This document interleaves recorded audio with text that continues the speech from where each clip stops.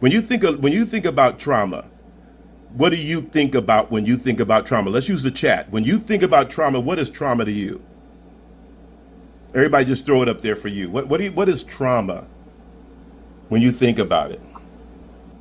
My role over car accident. Nice. An event that causes stress, overwhelming. There you guys. An event that brings negative emotion, impact, seeing violence. Now you're going somewhere. Emotional stress, events. Now events that change you, heartbreak and loss, pain, fear, anxiety, depression. Look at these words we're using. Broken family. Okay? These are what we're looking at as areas of trauma, emotional stress. But now let's look at what it says on 1A. An injury such as a wound. Look at there on 1A for a moment.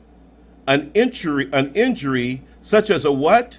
As a wound to living tissue caused by extrinsic agent.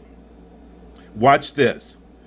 What if your shoulder hurts and the other person can't see it because it's under your clothing, and they just went to say hello to you and hit you on your shoulder? What's the first thing you would do if you have a wound there that they can't see? A scream. Scream.